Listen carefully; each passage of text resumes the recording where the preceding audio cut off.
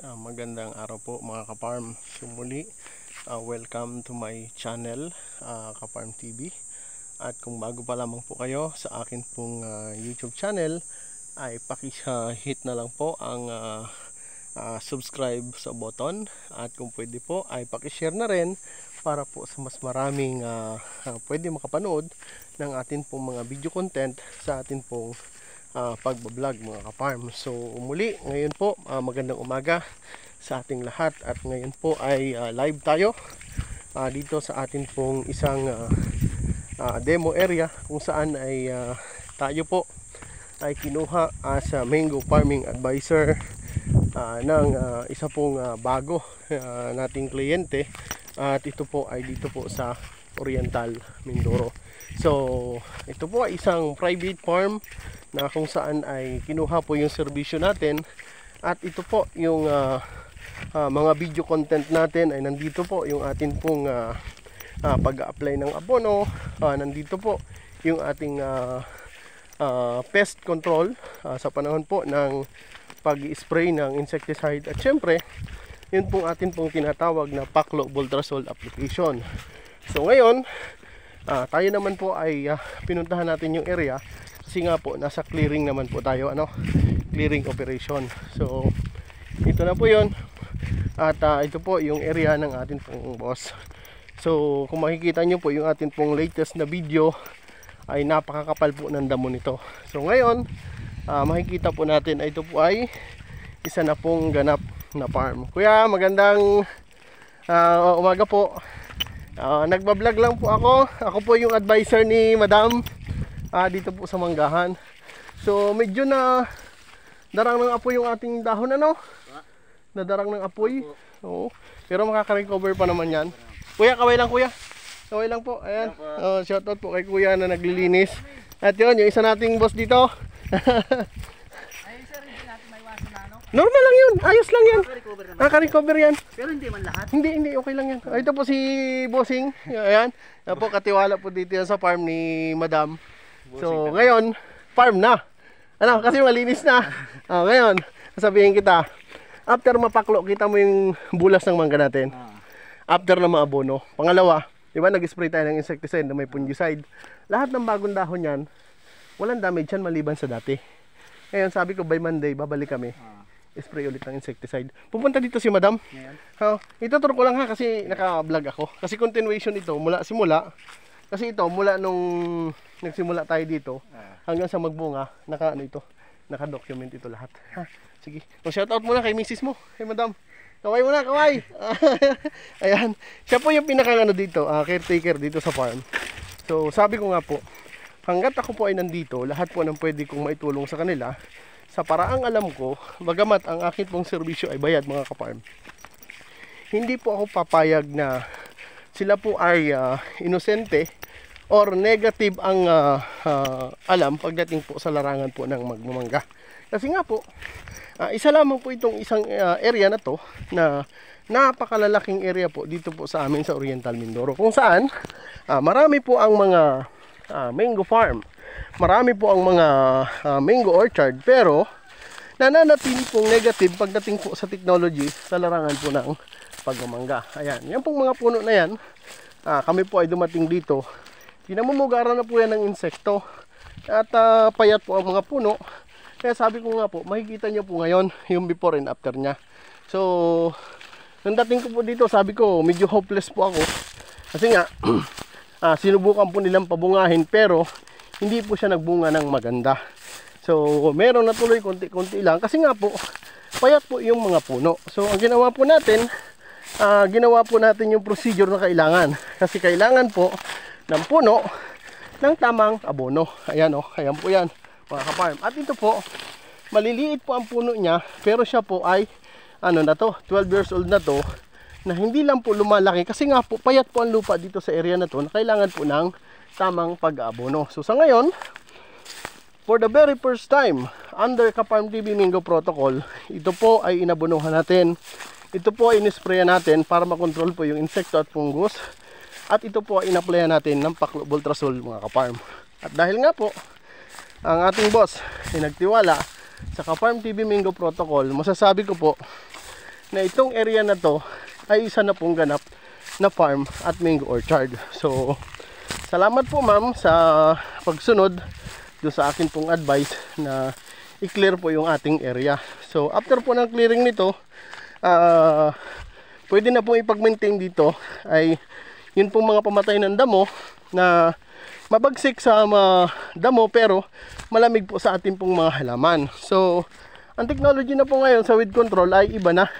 Hindi na po kagaya ng dati mga ka-farm. So, ayan, iniikot ko po kayo at medyo against the light lang po tayo. Ako po medyo humahangos dahil ito po ay bundok mga ka-farm. Pero ako po ay natutuwa at lagi ko nga pong sinasabi na every time na meron pong sumusunod sa atin pong mga itinuturo na activity sa kanila pong mga farm, tayo po ay natutuwa kasi ito po ay reflection kung gaano po sila kaseryoso na may isaayos po yung kanila pong mga farm. Kasi ba po, ang napakalaking gastos po dito ay yun pong pagsisimula. Alam niyo po kung bakit?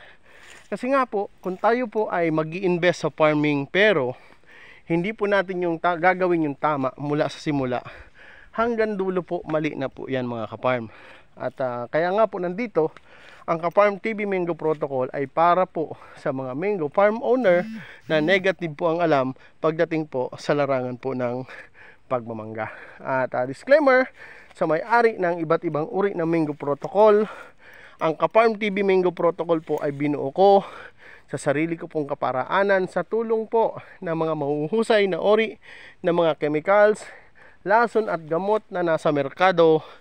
At sa paraan po na alam ng Ka-Farm TV Mango Protocol, ito po ay ibinabahagi ko po sa lahat ng nais pong kumuha ng akin pong serbisyo. Ang Ka-Farm TV Mango Protocol po ay based on my own actual farming practice mula po nung ako ay pumasok sa larangan po ng pagmamangga. At lagi ko pong sinasabi, sa murang edad po, inaral ko yung sistema hanggang sa kasalukuyan po na nakabuo ako ng sarili ko pong Mango Protocol. At ang inyo pong ka-farm, lagi ko pong sinasabi, ang inyo pong ka-farm ay hindi po isang eksperto, ang inyo pong ka-farm ay hindi po perpekto, pero pagdating sa mangga, ang inyo pong ka-farm ay hindi na po bagito. Kaya maraming salamat po sa patuloy na dumadami ng mga solid ka-farm. Ako po ay hindi nakikipagpaligsahan sa kahit na kanino paman. Tanggap ko po na ako po ay hindi magaling. Pero sa parang alam ko po, ako po ay naniniwala na tayo po ay marami pong natutulungan. At shout out po sa atin pong mga solid ka-farm, Luzon, Visayas, Mindanao. Hanggat marami po tayong ka-farm na kailangan po ang atin pong pagsusumikap na may ayos ang lahat. Bagamat ako po ay isa pong freelance mango farming advisor, ako po ay walang sinisweldo at hindi rin po ako nag-iendorso ng kahit na anong uri po ng chemicals na nasa merkado. Kung ako man po ay humihingi ng akin pong advisory fee, ito po ay karapatan ko sapagkat ito po ang uri ng akin pong hanap buhay. Subalit, kailanman po ay wala akong pinilit, kailanman po ay wala akong anilinlang na kunin ang akin pong serbisyo.